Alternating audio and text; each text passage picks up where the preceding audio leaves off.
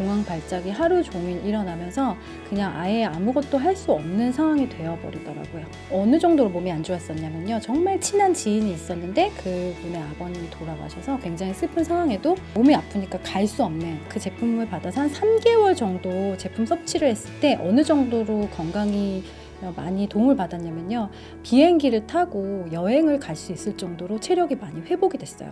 이거 뭐지? 라는 생각이 들더라고요.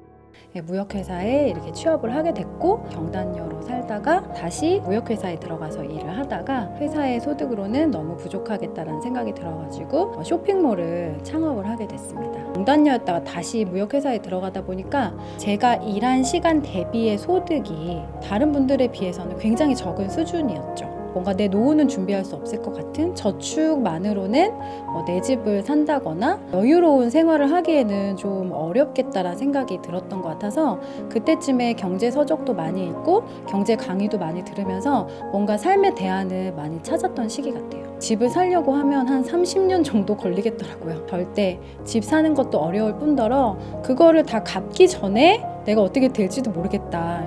기본적으로 들어가는 거를 아껴야겠다라는 생각에 그때 사실은 친정 부모님이랑 집을 합치게 됐어요. 제가 직접 아이들 가르쳤고, 옷 사입는 것도 바자회 같은 데서 이제 입었던 옷들 중에 좋은 것들을 좀 사입히기도 하고, 가계부도 매달 적으면서 많이 아꼈던 것 같아요. 어렸을 때 일단 저 같은 경우에는 아버지가 안 계시고 엄마랑 제가 외동딸이었기 때문에 둘이서만 생활을 했었기 때문에 꼭 한부모여서 어려운 건 아니었지만 좀 넉넉하진 않은 상황이었어요. 그래서 어렸을 때부터 뭔가 제가 하고 싶은 것들이 정말 많았음에도 불구하고 그런 것들을 매번 얘기하지 못했던 그런 상황들이 컸던 것 같아요. 저는 그 소득이 제가 잠을 자는 동안에도 나올 수 있는 소득이라고 생각했었거든요. 근데 잠을 자면 소득이 안 되더라고요.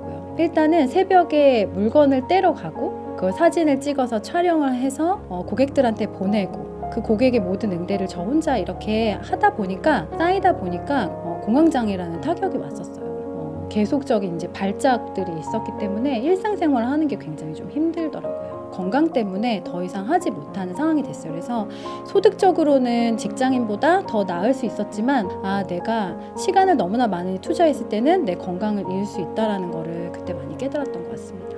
제가 약을 한 2년 반에서 3년 정도 복용을 했었어요. 처음에는 조금 불편한 정도였는데 나중에는 공황 발작이 하루 종일 일어나면서 그냥 아예 아무것도 할 수 없는 상황이 되어버리더라고요.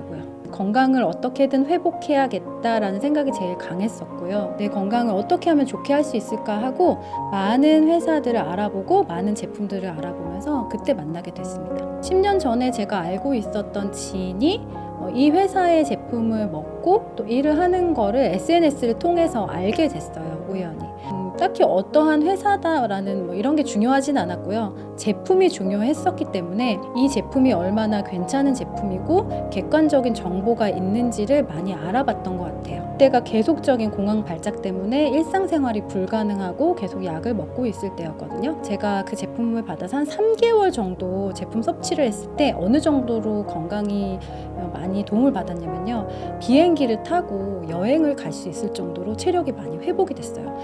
이거 뭐지? 라는 생각이 들더라고요. 제가 이 제품을 만날 당시에는 어느 정도로 몸이 안 좋았었냐면요, 정말 친한 지인이 있었는데 그분의 아버님이 돌아가셔서 굉장히 슬픈 상황에도 제가 이제 몸이 아프니까 갈 수 없는 그런 상황이었어요. 제가 아팠을 때 이제 정신의학과를 가서 약물 치료를 받았잖아요. 그 정신건강의학과 선생님이 저한테 얘기하셨어요. 약으로는 치료가 어렵다라고 얘기해 주셨어요.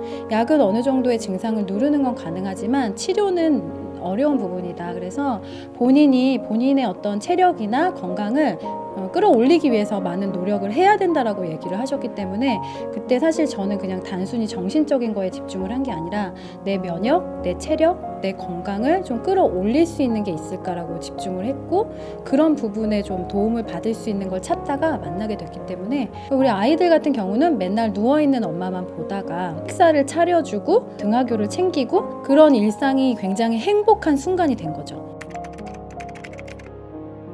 쇼핑몰에서 제일 중요한 거는 아이템이라고 생각했었어요. 내가 어떤 아이템을 판매하느냐. 그 당시에 그 제품을 먹고 다니는데 너무 건강이 단시간에 좋아지니까 내가 이런 제품을 제공한다라고 하면 사업적으로 너무 괜찮지 않을까? 제가 제품을 먹고 나서 연락을 또 했어요. 나는 이 제품만 먹고 싶지 않고 이 제품을 통해서 소득도 이렇게 벌어갈 수 있는 것 같은데 나도 그게 궁금하다. 남편한테 월급을 받아서 쓰는 게 한 200~300 정도였거든요. 근데 제가 한 주에 340만 원 이렇게 들어오는 걸 보고 너무 깜짝 놀란 거예요. 이런 소득이 될 수도 있는 거구나 라는 생각을 그때 처음 해봤고, 이렇게 쭉 가다 보면 더 이상 남편한테 월급을 받지 않아도 될 시간이 오겠다 이런 생각했던 것 같아요.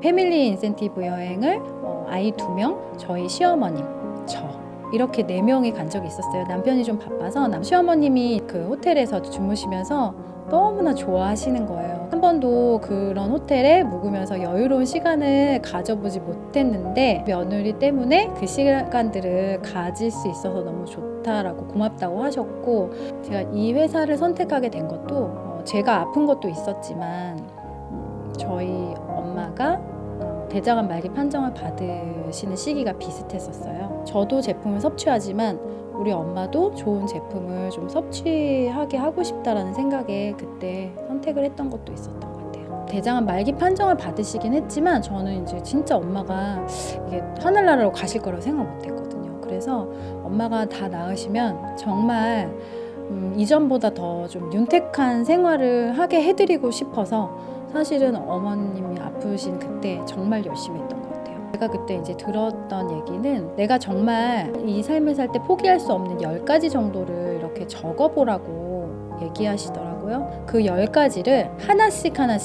내가 그나마 포기할 수 있는 것들을 좀 지워갔을 때 맨 마지막에 남는 게 나의 진짜 Y라는 얘기를 들은 적이 있어요. 그래서 저는 Y가 분명했지만 그렇지 않은 좀 Y를 찾아가고 싶으신 분들, 그런 작업들을 좀 통해서 진정한 Y가 뭔지, 내가 정말 원하는 게 뭔지 그렇게 찾아보셔도 좋을 것 같습니다. 엄마 때문에 시작을 했지만 제가 이 일을 시작하고 어쨌든 2년 반 후 정도에 엄마가 이제 돌아가셨을 때 그때 사실은 저도 좀 정체가 왔었어요. 왜냐하면 저의 강력한 Y가 이제 사라진 거잖아요. 그래서 좀 힘든 시간을 보내기도 했지만 그때는 또 다른 Y를 제가 찾았거든요.